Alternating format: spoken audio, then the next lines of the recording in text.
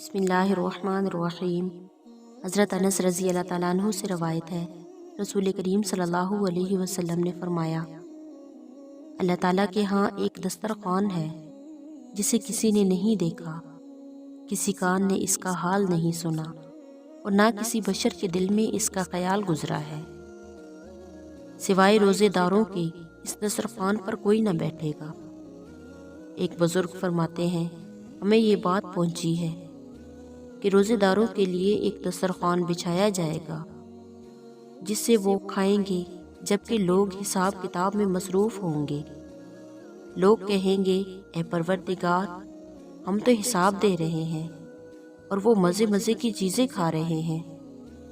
کہا جائے گا، انہوں نے دنیا میں بہت وقت روزے کی حالت میں گزارا اور تم روزے سے افطار میں ہوتے تھے۔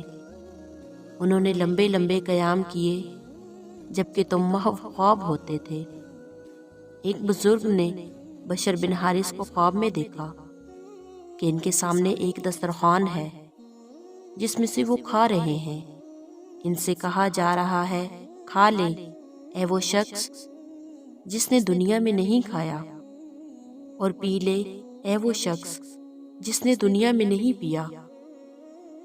ایک بزرگ نے روزہ رکھا، یہاں تک کہ روزہ رکھتے رکھتے ان کی کمر جھک گئی اور ان کی آواز بلند ہو گئی، پھر وہ وفات پا گئے۔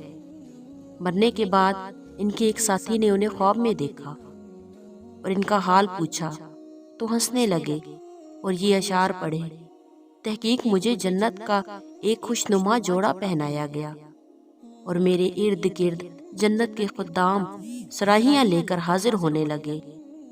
پھر مجھے زیور سے آراستہ کر دیا گیا اور کہا گیا، اے قاری چڑھتا جا۔ پس میری عمر کی قسم، روزوں نے تجھ کو دبلا کر دیا یا پاک کر دیا۔ بعض عارفین نے ایک پکارنے والے کو سحری کے وقت پکارتے ہوئے سنا جو روزہ داروں کو جگانے کے لیے کہہ رہا تھا، کتنی بہترین ہیں وہ چیزیں جن کو ہم نے روزہ داروں کے لیے چھپا رکھا ہے۔ ان چیزوں کو حاصل کرنے کے لیے اٹھو اور کثرت سے روزے رکھو۔ اسی طرح فرمایا گیا، ایک عارف نے اپنے خواب میں دیکھا گویا کہ وہ جنت میں داخل کر دیے گئے ہیں۔ پھر ایک کہنے والا ان سے کہہ رہا ہے، کیا آپ کو وہ دن یاد ہے کہ آپ نے روزہ رکھا تھا؟ فرمانے لگے، ہاں یاد ہے۔ فرماتے ہیں کہ پھر جنت کے میووں بھرے برتن میرے سامنے رکھ دیے گئے۔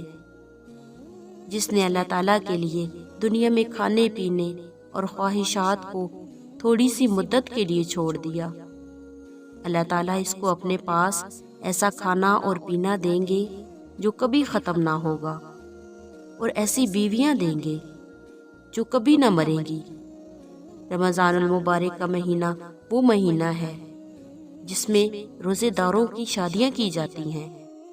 پس حوریں کہتی ہیں، اے پروردگار، ہمارے لیے اس مہینے میں اپنے بندوں میں سے ایسے شوہر دے دیجئے جن سے ہماری آنکھوں کو ٹھنڈک ہو اور ہم سے ان کی آنکھوں کو ٹھنڈک ہو۔